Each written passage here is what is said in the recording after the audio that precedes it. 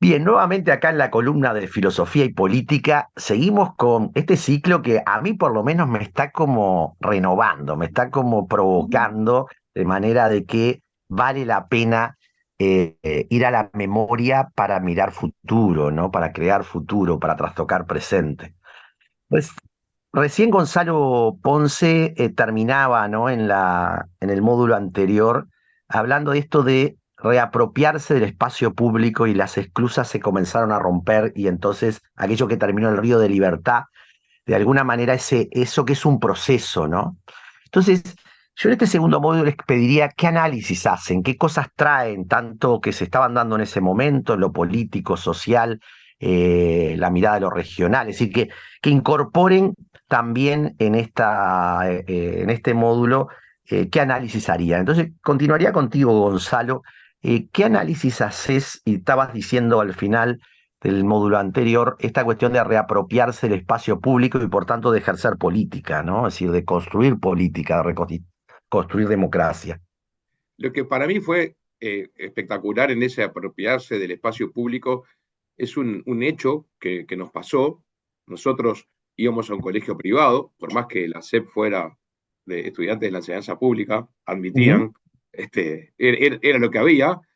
Y Sí, sí. recuerdo de ir caminando por Boulevard Artigas y teníamos que doblar a la derecha por Giribaldi para dirigirnos hacia el Francini y de ver parada en el cantero ahí de Giribaldi a la directora de secundaria del seminario, del colegio al que yo iba. ¿Tá? La De primera jesuitas, reacción fue de miedo, o sea, claro. fue de, este, ¿qué hace esta mujer acá? ¿Me está Claro. viendo esconderme? ¿Me va a sancionar? ¿Va a llamar a mis Ajá. padres? En fin, no, me van a suspender en el colegio. Pero a los 5 segundos, digamos, como veníamos varios y la vimos, y en realidad vimos que ella estaba paradita ahí aplaudiendo el pasaje Claro. de la marcha. Y entonces lo que nos dimos cuenta es que, además de ser nosotros los que nos apropiábamos del espacio público, había mucha gente que nos había estado acompañando en esos años, como la directora del colegio, con quien nunca habíamos hablado de estos temas, pero que la encontrábamos un domingo en la calle ahí.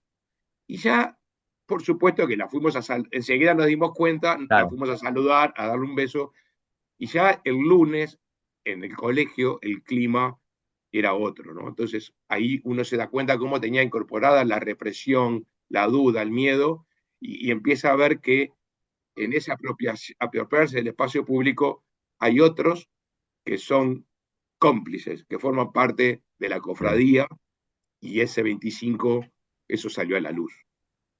Interesante, ¿no? O sea, cómo se construye este ser social y el ser colectivo, ¿no? Claro. Que quizás hoy también tenemos que ver cómo las burbujas en las que nos meten las nuevas formas que se producen nos quitan ser social, nos quitan ser colectivo, ¿no? Eh, Paz Paul, ¿vos qué reflexionarías, qué análisis harías Hay, respecto a lo vivido y a lo que implica ese contexto y lo que de ahí se deduce también? lo escuchaba a Gonzalo y para mí de las cosas más importantes fue la ruptura de las barreras del miedo, ¿no? A Ujú. veces impuestas por nuestros padres, ¿no? Yo me acuerdo que en el 73, 74 a las 8 de la noche nos sentábamos a ver en el televisor quién caía preso, ¿no? En los comunicados Claro. de las Fuerzas Armadas.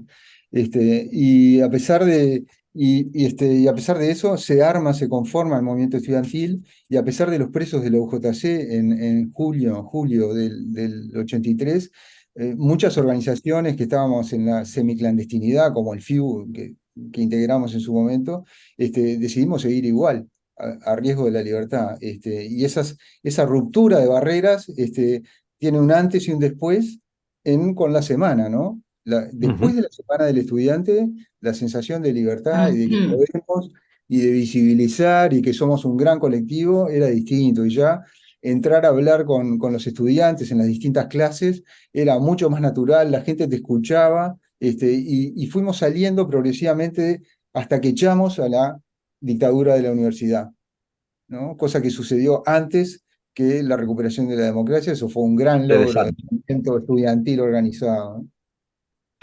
Muy interesante lo que decís, ¿no? Porque también muestra qué es ejercer poder, ¿no? Es decir, y qué es construir. poder que emancipa o poder que reprime, ¿no? Esa confrontación que estaba dada y que generacionalmente trastocó. Y creo que es un cribaje para dialogar con las nuevas generaciones también.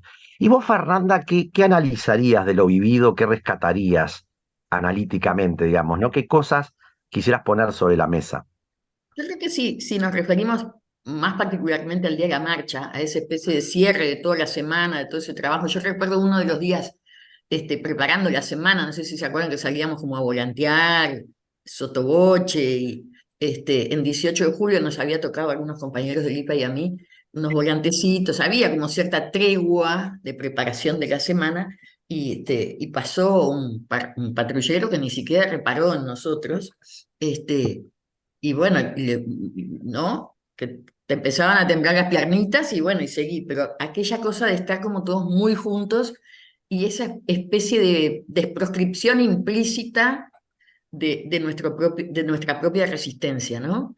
Que había Ujú, empezado ya me parece en el 80, cuando al otro día del plebiscito, esa misma noche, no recuerdo, salimos como a mirarnos con aquellos, ¿se acuerdan? El limpiaparabrisas que tiraba de un lado para el ujú, otro para decir no, cosas de una creatividad brutal. Entonces la marcha es como la concreción de eso que decía Papol de ver, upa, está la directora de mi liceo, o mirá la ujú. vecina, ¿no? En los canteros, aplaudiendo la marcha, y además la concreción de algo que era una incertidumbre, porque yo recuerdo que ese día uno pensaba, ¿y cuántos seremos? ¿Y cuántos seremos? ¿Y será una cuadra? ¿Serán 10? ¿No? Inesperado realmente la reacción, el acompañamiento y el soporte. Entonces eso como jóvenes también nos dio una polenta impresionante que al día siguiente todo era distinto, aún con nuestros amigos y amigas recientemente apresados, ¿no? Y Ujú. con todo lo que después se venía por delante, porque tampoco era todo No, no, un claro, fue hecho de un hito, rosa. digamos, ¿no? Un hito, pero que reforzó la capacidad de poder hacer, la confianza que era posible trastocar o innovar o crear, como tú decías.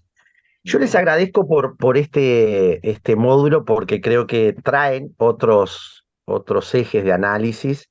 Yo siempre retomo a Hannah Arendt y lo estoy retomando en todas las columnas que dice que si la democracia es viable, lo es porque tiene que ser reflexiva, ¿no? Ella era bastante pesimista, que a veces la representación y la participación no bastan, y hoy yo estoy cada día más convencido que tenemos que darle reflexividad a la historia, a la práctica social y a la democracia, para que el debate entre representación y participación no nos deje atrapados en no trastocar justamente lo que es generar nuevas cosas, ¿no? Y les agradezco mucho porque están trayendo de la experiencia generacional que permitió eso. Muchas gracias por este módulo. Es la cara pintada de una ilusión, es la murga, ese eterno hechizo. El pueblo